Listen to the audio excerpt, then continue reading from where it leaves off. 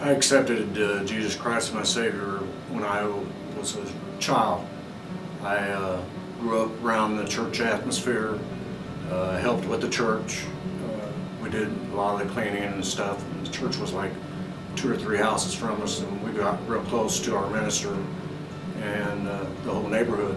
And I don't know if you're all familiar with it. I was raised in Armourdale, and our church was on Scott Avenue, and Scott Avenue was like a wall of kids back when you could leave your doors open and everything, and you never had any worries about anything. I mean, everybody really didn't have a lot of money or anything, but one thing we did have back then was we had faith.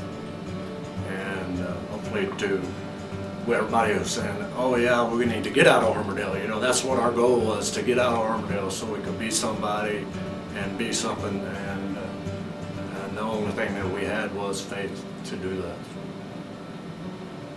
And on in life, I still have faith in God, but I think that a lot of it I lost during as time goes by, when we take it all for granted of what we got, and we go from there.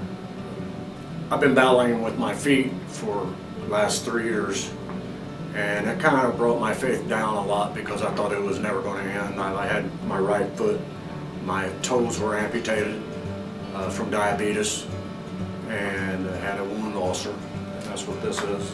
It takes care of my wound. And on this foot here, just recently, I've had one toe removed, part of my foot, and several bones out of that foot. And what we were afraid of, that I was going to lose most of that foot too. So you know, my faith really got dim, and you know, I took everything for granted. And I went into the hospital because we seen some black in the bottom of my foot. And my nurse, Debbie, which is my wife, told me that I needed to get to the hospital. And so when we went to the hospital, and the last thing that I remember is that I went cold blue, and I was gone. And I knew that I was gone because I seen things that I'd never seen before. And I also seen Debbie's mom, and I seen my mother. I seen their faces. They talked to me. They told me to spread the word about getting rid of the smoking and taking care of everybody else and everybody getting along, and that I needed to get back to Debbie. And everything happened like that. I was on life support for 10 days, and to me it was like a snap of your finger, each thing that happened.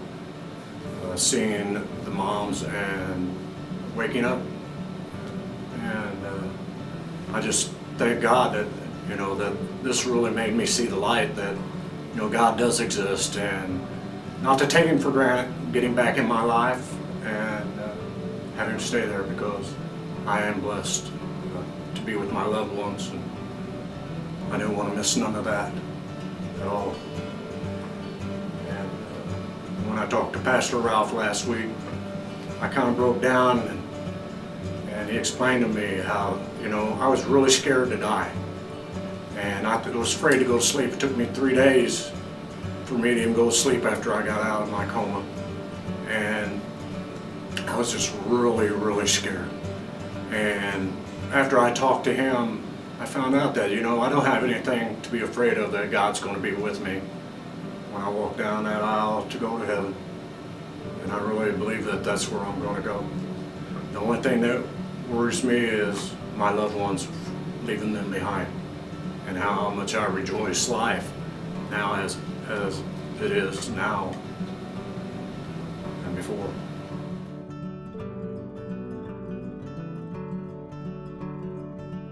Today is you know, I not only want to renew my faith, but I want Him in my heart and my life forever.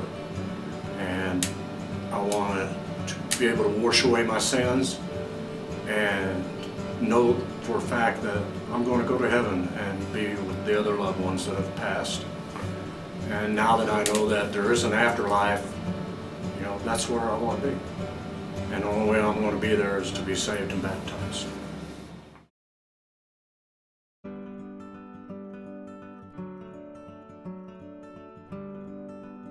I really, I went to church as a child.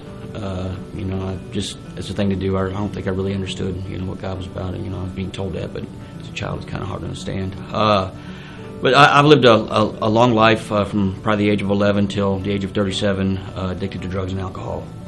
And I've been using them pretty hard and heavy.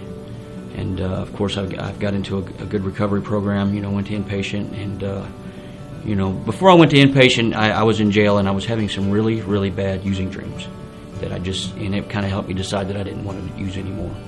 And the only way I got rid of those is I just thought, man, I got to grab a Bible. I grabbed a Bible, went that night, went to my room and prayed, God, just please don't let me have those anymore, because they were really, really intense and they were really scary. And I just couldn't keep doing that. And, ever since I did that, I slept with that Bible by my head every night, and I never had a using dream after that. And it really helped. I think he took a lot of the craving and urges away from me without me even asking for that. And that's just kind of how I knew, I always believed in God, but that's how I knew, at that moment. That's, the second step says it in the 12 steps, come to believe that a power greater than ourselves can restore us to sanity.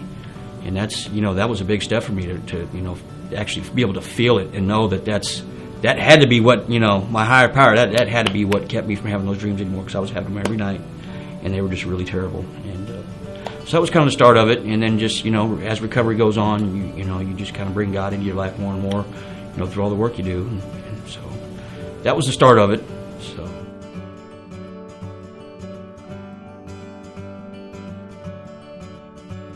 Well, he's definitely the reason, other than me making the decision that I didn't want to use anymore. He's kept me sober every day.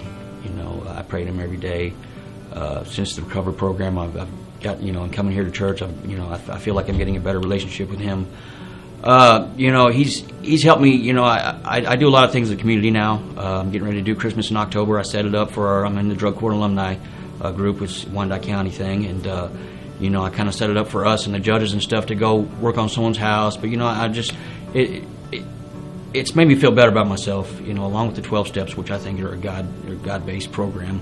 They try not to push it off like that, but it really is once you get into it. And it's just, he's helped me, be more honest, with all aspects of my life. Be honest, he helped me figure out, it's helping me figure out what my problems are, with recovery, with my whole life. And it's just, I couldn't ask for a better opportunity to work with him, for him to just, help me out. I've took your recommendations on how to pray, because back in the day, I'd, only pray when I was in jail. It's like, oh, please just get me out of jail, and of course he did eventually, but, not for a while. But, I learned to pray for different things, and with all that, I think I'm getting a better relationship with him. And he's just helped me be a better person all the way around. He really is, wanting to help people out, and, it's been a life changer.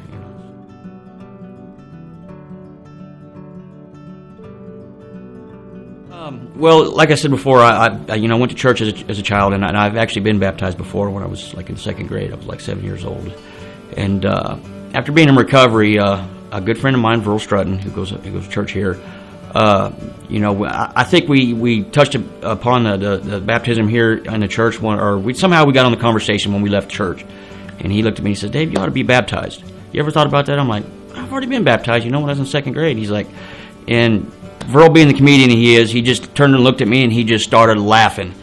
He's like, Dave, don't you think you've done a few kind of bad things since, the age of 11 till, and it kind of struck me, that, maybe it's probably a good idea that I get baptized again, because I've, with the addiction, there's been quite a bit of sinning and you're not living right, and, and I wish he could have pointed that out without laughing in my face like that. But if anybody of you that know Verl, that's just Verl's nature. So, I think it's real important, as part of my recovery to help me, maybe get through some of my resentments that I've, got throughout life, and just, it's just that next step, I believe. So just, a better relationship with God is really the most important reason to me, because I know one day I'm going to stand before him, and he's going to have to judge me, and I want to go up there with kind of a somewhat clean slate, and be able to say, hey, I'm trying to give my life to you, the best I can, and always do the next right thing. So that's where I'm at today.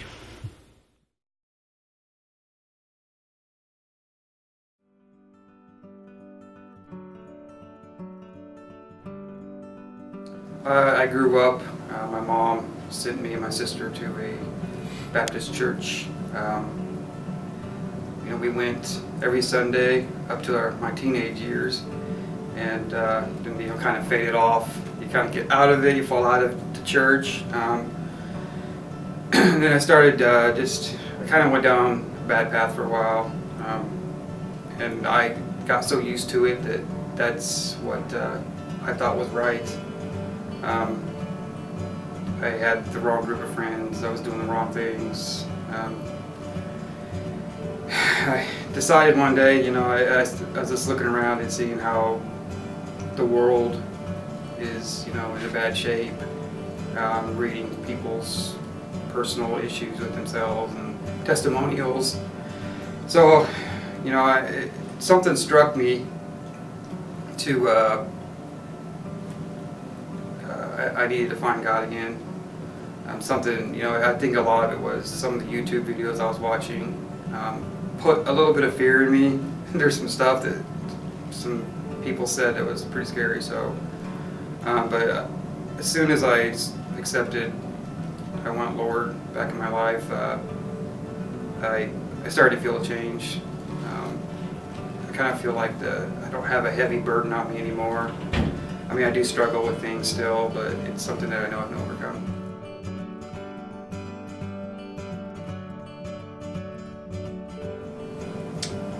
I don't feel a lot of, I had a lot of hatred. Everything was more about me. I didn't, everything was me first. I feel like now I'm putting myself last, and I want to put people first. I struggled with, I had some depression issues, anger issues. I had a big swearing problem. A lot of that has changed. I just feel a change.